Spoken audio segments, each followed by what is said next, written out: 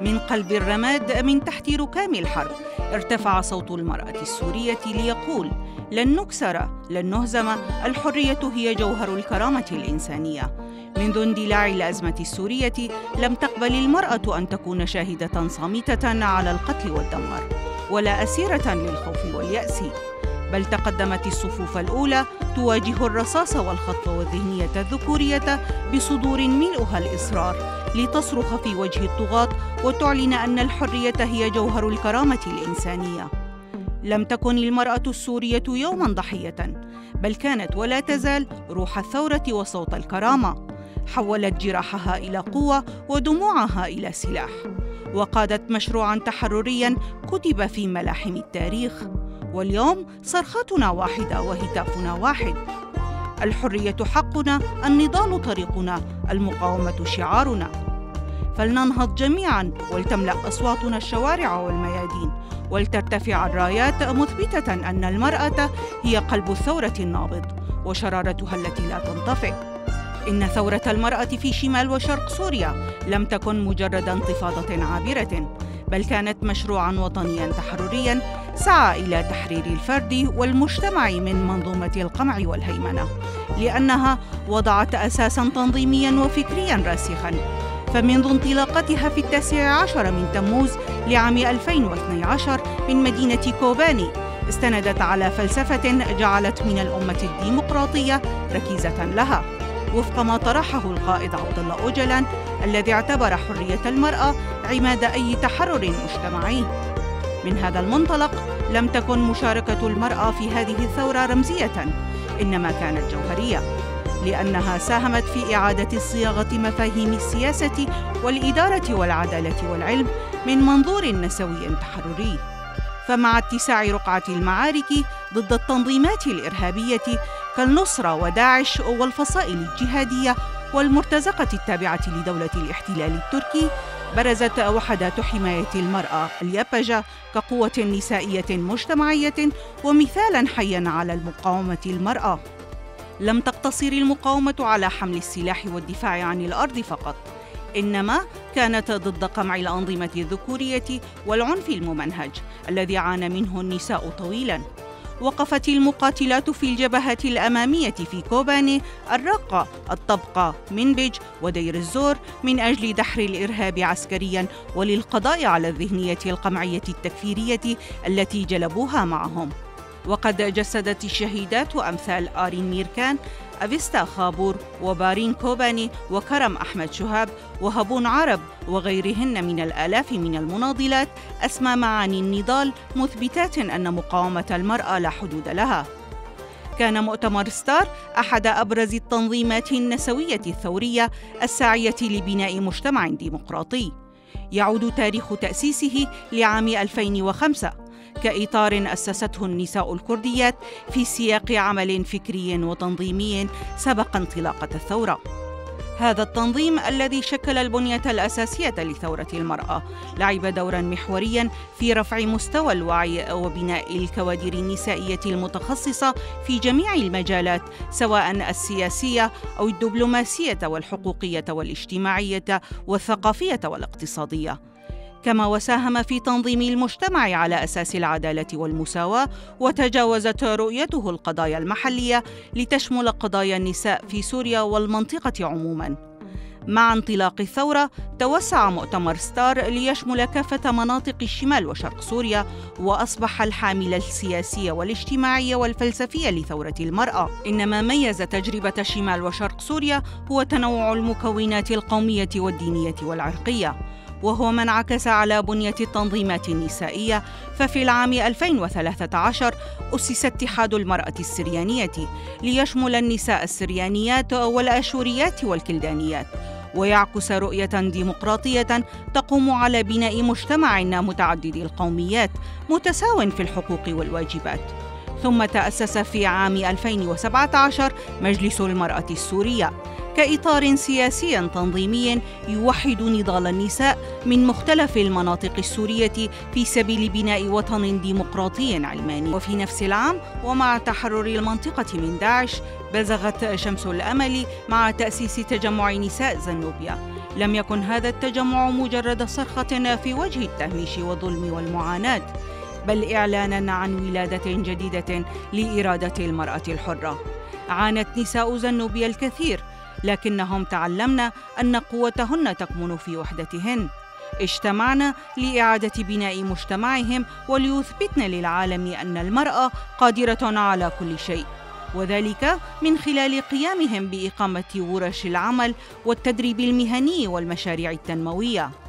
عمل التجمع على تمكين المرأة في كافة المجالات، اقتصادياً، اجتماعياً وسياسياً. إنهن يزرعن الأمل ويبنين المستقبل ويؤكدن أن إرادة المرأة الحرة لا تقهر. وفي عام 2019 انطلق مجلس المرأة في شمال وشرق سوريا ليكون المظلة الجامعة ل55 تنظيماً نسائياً داخل مناطق الإدارة الذاتية. كما تم تأسيس اتحادات نسائية مختلفة مثل مجلس المرأة الأرمنية ومجلس المرأة الإيزيدية ومنظمات تعنى بشؤون المرأة كوقفة المرأة الحرة، ومراكز مناهضة العنف ضد المرأة ومراكز أبحاث وحقوق للمرأة، ما أوجد تحالفات نسائية من كل المكونات والطوائف الدينية والعرقية والمذهبية في سوريا، واعتبر من أهم مكتسبات الثورة. ومن أبرز مكتسبات ثورة المرأة أيضاً تطبيق مبدأ نظام الرئاسة المشتركة، أحد أهم مبادئ النظام الديمقراطي، والذي تم تطبيقه في كافة المجالات وعلى كل المستويات، من المكونات إلى المجالس المحلية، ومن الهيئات إلى المجالس التنفيذية والتشريعية والقضائية. هذا ما مكن المرأة من أن تصبح شريكة فعلية في وضع السياسات وصنع القرار، لا مجرد تابع أو واجهة شكلية. اعتمد هذا النموذج أيضاً على قاعدة المناصفة، حيث تم تقسيم المسؤوليات والقرارات بنسبة 50% بين الرجال والنساء، مع ضمان حضور حقيقي للمرأة في مواقع صنع القرار. والأهم من ذلك كله، تم ترسيخ حق القرار الذاتي للمرأة، ما منحها استقلالية تنظيمية وفكرية وسياسية ضمن المجتمع. كان ضامناً لحماية مكتسباتها وللوقوف في وجه احتكار الذهنية الذكورية للرؤية المعرفية والعلمية. جاء علم المرأة جينولوجي كعلم يهدف إلى إعادة قراءة التاريخ وعلم الاجتماع الجماليات والأخلاقيات من منظور نسائي تحرري. هذا العلم الذي تأسس ضمن فلسفة جنجيان آزادي، المرأة، الحياة، الحرية، أصبح جزءاً من المناهج التعليمية والمؤسسات البحثية والتدريبية، وساهم في تمكين المرأة معرفياً وثقافياً، كما بات يستخدم في تحليل سيسيولوجيا المجتمع وتفكيك وتغيير الذهنية الذكورية بشكل جذري. وتم إنشاء قرية المرأة جينوار كأول قرية نسائية مستقلة في المنطقة تمثل حياة بديلة خالية من العنف والاستغلال. تحققت منجزات نوعية شاملة في مجالات التعليم، الصحة، الاقتصاد، العدالة، الإعلام والثقافة والتنظيم المجتمعي. فمؤسسات مثل دار المرأة وفرت مراكز لحل الخلافات الأسرية والمجتمعية بما يضمن حقوق المرأة. كما أقر قانون المرأة والأسرة الذي عكس روح العدالة الاجتماعية ومنع التمييز الجنسوي.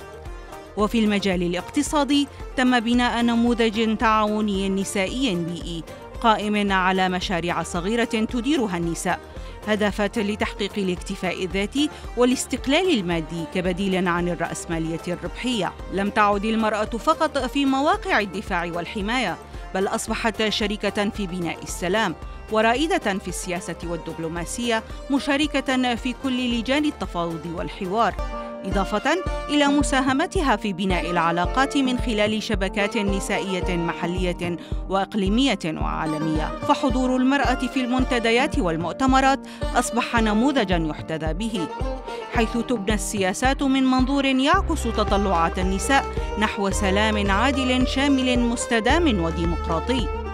كما واعتبر العقد الاجتماعي مرآة للثورة ومنجزها القانوني الأعلى، والذي تم إقراره من قبل مجلس الشعوب في الإدارة الذاتية كأعلى مرجعية تشريعية، وهو بمثابة دستور نظم العلاقات المجتمعية على مبدأ التعايش المشترك.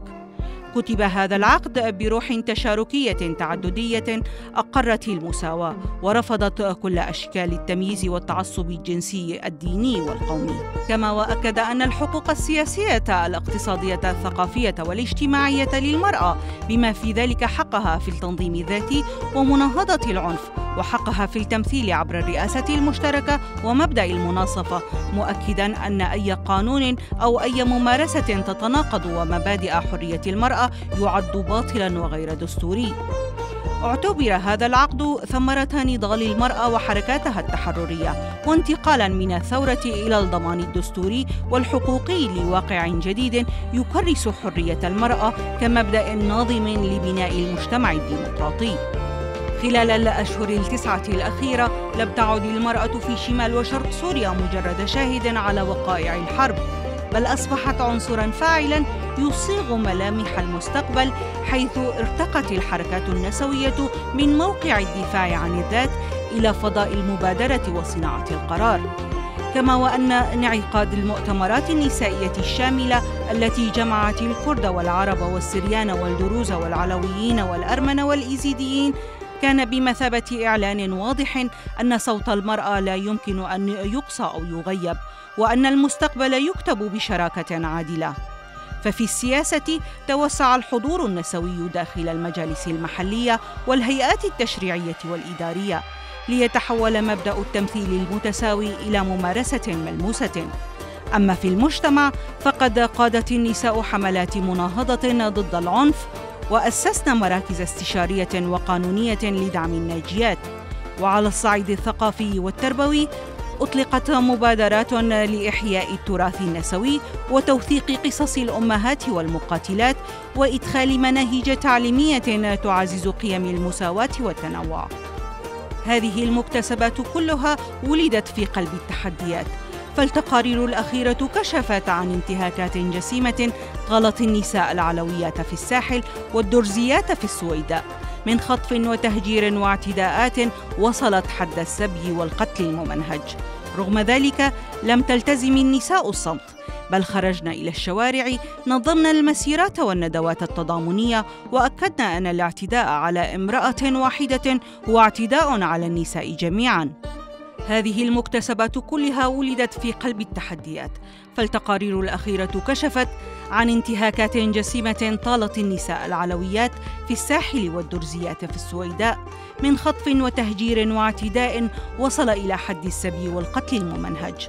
حتى المرأة المقاتلة التي وقفت في خطوط المواجهة لم تحصر دورها في الواجب العسكري فقط، بل ربطت بين السلاح والرسالة الإنسانية، لترفع راية التضامن وتؤكد أن النضال النسوي لا يعرف حدوداً قومية أو مذهبية.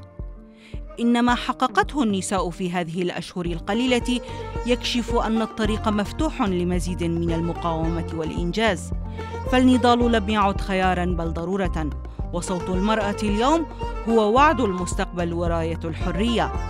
فالمرأة في شمال وشرق سوريا نجحت في بناء مؤسساتها وواجهت الانتهاكات بالوعي والتنظيم، محولة الألم إلى طاقة فعل ومبادرة. إن ما يجري اليوم بقيادة النساء ليس حدثاً عابراً، بل ولادة حضارية لشرق أوسط جديد، فثورتها تجاوزت حدود الجغرافيا المطالبة بنظام لا مركزي تعددي ديمقراطي.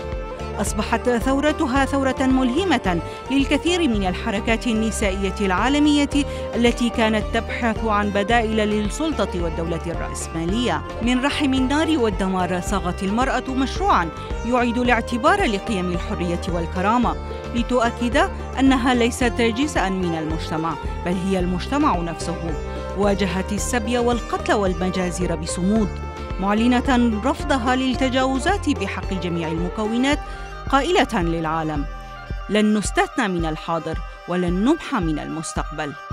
إن ما تحقق خلال 9 أشهر رغم قساوة الحرب ومكر السياسات هو دليل حي على أن نساء سوريا قادرات على حياكة مستقبل جديد يليق بتضحياتهن، ويستحق أن يروى للأجيال القادمة لا كصفحات دم وحزن ودمار، بل كملحمة تاريخية كرست مفاهيم جديدة تم حياكتها بجدائل نسوية.